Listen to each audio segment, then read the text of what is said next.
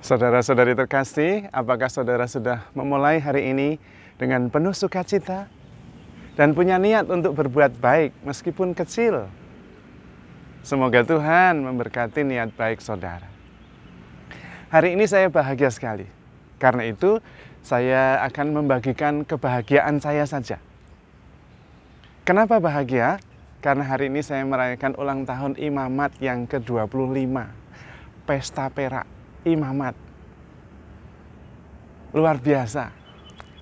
Apakah yang luar biasa saya? Tidak, ternyata. Yang luar biasa itu Tuhan. Apakah ini sebuah prestasi? Tidak untuk saya. Tetapi ini adalah prestasi Tuhan. Tuhan yang setia. Karena itu saya mau berbagi. Benar, Tuhan itu setia. Dari awal sampai akhir. Kepada saya dan kepada Anda juga. Kalau Anda membaca kisah perjanjian lama, bangsa Israel, itu kisahnya bangsa Israel yang tidak setia, lalu Tuhan yang setia terus. Mengutus malaikatnya, mengutus nabi-nabinya, mengutus hakim-hakimnya, sampai mengutus Yesus Kristus. Nah, itu sama dengan imamat saya. 25 tahun itu kisahnya adalah kisah setia, tidak setia, setia, tidak setia. Yang tidak setia itu saya terus, yang setia Tuhan terus. Sampai akhirnya 25 tahun jadi imam. Karena itu, percaya saja kepada Tuhan, itu benar. Kalau kita percaya penuh kepada Tuhan, Tuhan itu sungguh hidup, sungguh peduli, dan sungguh memperhatikan. Kita bisa percaya penuh kepada Tuhan, maka segalanya aman. Yakinlah. Pertengkaran-pertengkaran kecil, persoalan-persoalan itu semuanya itu kecil. Karena semuanya akan berlalu. Dalam kehidupan saya menjadi imam juga seperti itu. Suatu ketika saya melakukan kebodohan dan mengalami kesulitan besar sekali. Tetapi bersama Tuhan bisa berlalu. Dan itu luar biasanya. Karena itu kalau saya berpengharapannya kepada Tuhan yang setia itu. Dulu pada waktu saya mau kaul kekal, saya juga mempunyai pertanyaan yang tidak bisa dijawab sebetulnya. Apakah saya ini nanti mau setia atau tidak? Tidak bisa dijawab karena itu belum terjadi dan itu mengenai masa depan yang tidak kelihatan. Yang bisa saya jawab adalah bahwa saya berani karena Tuhan setia. Itu yang membuat saya berani memutuskan untuk kaul kekal. Seperti dalam Ibrani bab 11 ayat 1. Iman adalah bukti dari segala sesuatu yang kita harapkan. Buktinya iman. Bukan sebaliknya iman yang harus dibuktikan. Kebalik, iman tidak bisa dibuktikan. Dan itu benar. Ketika saya menjadi imam juga sama. Kenapa saya berani? Karena orang mengatakan, berani-beraninya kamu jadi imam, ditabiskan. Dan saya mengatakan, saya berani, wong andalan saya itu Tuhan. Saya merasa dicintai oleh Tuhan. Dan karena itu saya berani, saya percaya. Hanya itu sebetulnya modalnya, modal nekat, modal iman saja. Kalau berdasarkan data, tidak bisa. Tetapi karena saya percaya, saya berani. Dan Tuhan memang setia. Selama 25 tahun ini, isinya tentang kesetiaan Tuhan. Tuhan tidak pernah menyerah terhadap saya. Dan karena itu, saya yakin juga Tuhan tidak pernah menyerah terhadap Anda. Yakin sekali saya. Saya sendiri pada waktu ditabiskan memilih moto dari surat Rasul Paulus kepada umat di Galatia, bab 20, bab 2 ayat 20b yang bagian belakang. Yang bunyinya seperti ini. Aku hidup di dalam keyakinan akan Yesus Putra Allah yang sangat mencintai aku, bahkan menyerahkan nyawanya untuk aku. Nah, itu dasarnya. Kok bisa sampai-sampainya Putra Allah itu begitu mencintai saya sampai menyerahkan nyawanya untuk saya? Nah, itu saya hidup berdasarkan kepercayaan itu. Dan itulah yang menguatkan saya. Kalau saya jatuh, saya berdosa, saya gagal, saya putus asa, saya bangkit lagi. Karena kekuatan cinta Tuhan itu. Dan cinta yang sama diberikan untuk Anda, saya yakin sekali. Dan benar, Tuhan itu sungguh hidup. Sungguh hidup, yakin, percayalah. Sungguh hidup, sungguh peduli, dan sungguh terlibat. Dan mengatur begitu banyak. Saya merasa bahwa kebanyakan hidup saya tidak tahu. Kebanyakan hidup saya tidak bisa mengendalikan. Yang mengendalikan itu Tuhan. Dan beres itu. Menurut saya dominannya 25 tahun itu bahagia. Dicintai banyak orang, dimengerti banyak orang, tidak pernah, ya jarang merasa kesepian, jarang sekali. Karena merasa dikasihi begitu besar. Juga diterima apa adanya, dicintai apa adanya. Dan saya sangat bersyukur terhadap kongregasi OMI yang selalu setia, tidak pernah menyerah terhadap saya. Sejak frater sampai sekarang. Tetap berpengharapan kepada saya yang berdosa ini. Dan tetap percaya, itu yang luar biasa. Dan saya juga sungguh-sungguh bersyukur kepada begitu banyak umat yang sangat percaya kepada saya. Dan kepercayaan itu yang coba saya jadikan pegangan untuk terus berusaha, untuk terus memberikan yang terbaik. Tentu ada suka dukanya dalam hidup menjadi imam. Ya, ada. Lalu apa yang membuat saya kadang-kadang berduka atau bersedih? Sebagai imam, yang paling membuat saya bersedih adalah ketika ada umat yang menyerah. Itu saya sedih sekali. Jangan menyerah, jangan. Di dalam Tuhan selalu ada harapan. Tuhan itu maha kuasa. Tuhan itu peduli, Tuhan itu baik sekali. Percaya saja. Apapun yang kita alami sekarang, baik atau buruk akan berlalu. Dan pada akhirnya selalu baik. Karena itu di dalam Injil Tuhan mengatakan ada benih yang akhirnya menghasilkan buah 30 kali lipat, 60 kali lipat, 100 kali lipat. Nah, itu benih yang baik. Dan sesudah ada benih yang jatuh di pinggir jalan, ada yang di tanah berbatu-batu, akhirnya ada benih yang jatuh di tanah yang baik. Akhirnya itu. Benih itu jatuh di tanah yang baik. Karena itu jangan menyerah. Lalu ada lagi yang membuat saya sedih. Yang membuat saya sedih itu kalau umat berantem. Berbeda pendapat terus berantem sampai tidak bisa dirukunkan kembali. Itu saya sedih sekali. Seolah-olah imannya itu tidak bicara. Aduh, sedih sekali. Masa gara-gara berantem, gara-gara beda pendapat, terus tidak akur lagi. Itu seperti kaki sama tangan musuhan. Lah kan repot. Repot sekali. Dan saya sedih sekali kalau ada seperti itu. Atau ada suami istri yang datang dalam keadaan yang relasinya sudah parah sekali. Waduh, saya sudah sedih sekali karena ketika saya mencoba untuk mendamaikan, memberi nasihat, seperti tidak ada gunanya.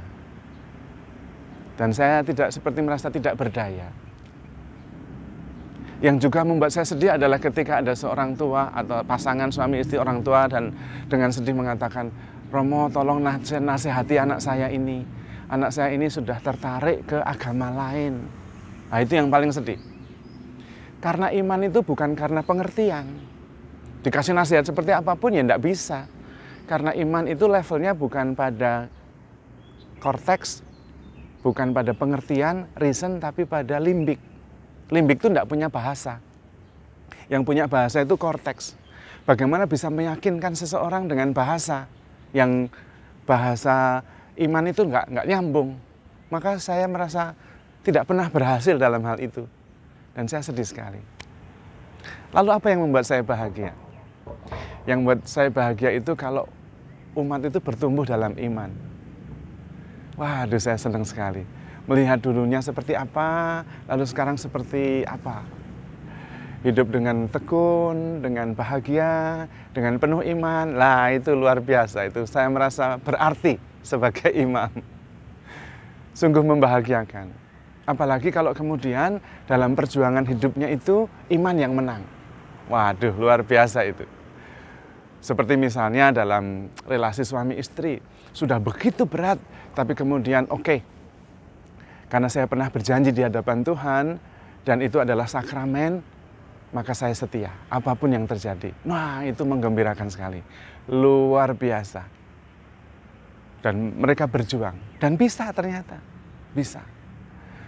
Saya menemui beberapa pasangan yang dalam ambang relasi yang begitu buruk, tetapi kemudian sekarang berubah menjadi lebih rukun, lebih penuh cinta kasih satu sama lain karena iman. Wah, itu luar biasa sekali, luar biasa sekali. Atau seorang anak, sebetulnya seorang ibu, anak kecil yang kemudian lari dan kemudian memeluk mamanya dan seperti koala melekat pada tubuh mamanya. Itu bagi saya indah sekali. Itu adalah cinta kasih. Dan itu menggembirakan. Tetapi secara umum dominannya sungguh bahagia menjadi imam. Bagaimana tidak bahagia? Tidak usah mikir tentang makan, tidak usah mikir tentang minum, tidak usah mikir tentang duit, tidak usah mikir tentang apa-apa. Mikirnya adalah mencoba meneguhkan umat, supaya umat bisa bertumbuh dan bisa hadir dalam saat-saat penting dalam kehidupan umat. Saat mereka sakit, bisa mendoakan, saat mereka menikah, bisa memberkati, saat mereka merayakan ulang tahun anak atau cucu, bisa ikut berdoa. Itu yang menggembirakan, bisa hadir dalam peristiwa-peristiwa penting yang dialami oleh umat. Dan itu menggembirakan sekali. Saya merasa bahwa Tuhan sungguh mengasihi saya. Kalau sampai sekarang bisa merayakan 25 tahun, yang saya rayakan pertama-tama adalah kesetiaan Tuhan dan cintanya yang begitu besar kepada saya dan kepada Anda. Karena seorang imam itu sebetulnya adalah tanda cinta Tuhan untuk umatnya. Umatnya perlu berkat, Tuhan memberkati lewat imamnya. Umatnya sakit, Tuhan ingin mendoakan dan memberikan sakramen lewat imamnya. Umatnya ingin menikah, bersuka cita, mengukuhkan cinta mereka supaya langgeng, Tuhan mengutus imamnya untuk memberkati. Jadi imam juga merupakan tanda cinta kepada umat. Dan saya bersyukur bahwa saya menjadi salah satu bagian kecil dari instrumen, alat yang dipakai Tuhan untuk menyatakan cintanya itu. Maka saya bahagia sekali. Dan kalau Tuhan sudah memulai karya yang baik, Tuhan pasti juga akan menyelesaikannya dengan baik. Lalu tantangan apa yang paling besar yang saya hadapi sebagai imam? Tantangan paling besar yang saya hadapi sebagai imam adalah capek. Capek dengan semua yang saya jalankan. Kadang-kadang alami loh. Sudah berkhotbah, berkobar-kobar, mengajar, menguduskan, memimpin ke arah yang benar. Tapi kemudian misalnya saja habis khotbah bagus di gereja, wah bagus sekali, semangat sekali. Lalu belum selesai atau misa baru selesai, umatnya sudah berantem, tidak bisa keluar dari parkiran. Lah, saya merasa, lah khotbah saya ini tadi apa sebetulnya ya? Jangan-jangan saya melakukan semuanya itu sia-sia gitu. Nah seperti itu, capek. Capek lalu ingin istirahat, ingin berhenti saja, tinggal di kampung, di Purworejo, di tengah hutan rumahnya, ada masih banyak sawah, lalu di antara saudara-saudari yang sangat mengasihi dan mendukung saya. Nah itu yang godaan paling besar. Ingin istirahat saja dan menikmati cinta Tuhan lewat sesama, lalu sudah tidak terlalu banyak pikiran. Itu yang seringkali menjadi tantangan besar. Lalu bagaimana cara mengatasinya? Cara mengatasinya pesan Tuhan sendiri. Barang siapa mau mengikuti aku harus menyangkal diri, memikul salibnya dan mengikuti aku. Saya menyangkal diri sampai habis, lalu sayanya tidak ada lagi. Dan karena itu ketika saya mulai lelah dan berpikir mau tinggal saja di Purworejo, tidak mengganggu siapa-siapa, tidak banyak pikiran, menikmati apa yang ada, lalu tidak jadi karena sayanya nggak ada. Ya Purworejonya juga nggak ada, sayanya sudah habis. Menyangkal diri sampai habis, itu yang menyelamatkan saya. Seperti lilin yang terus bernyala memberi terang sampai habis. Menyangkal diri itu luar biasa sekali ternyata. Karena kemudian membuat kita menjadi lebih bebas. Tidak banyak galau, tidak banyak baper, wong sayanya nggak ada.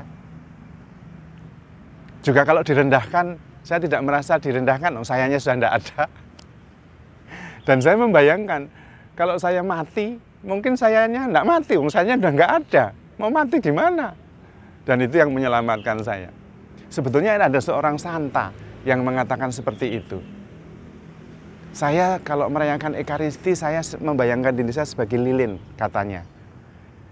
Lilin itu bernyala terus memberi terang untuk menerangi perayaan Ekaristi sampai habis.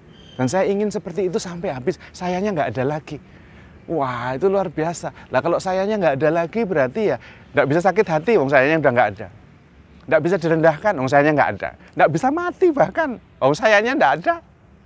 Lalu saya bisa mengerti apa yang dikatakan oleh Tuhan Yesus lewat Rasul Paulus. Aku hidup, tapi bukan aku lagi yang hidup, melainkan Kristus yang hidup di dalam aku.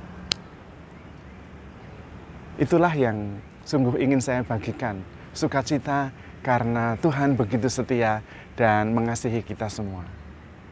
Karena itu ingat, you are loved. Makanya handle yourself with care. Tuhan memberkati.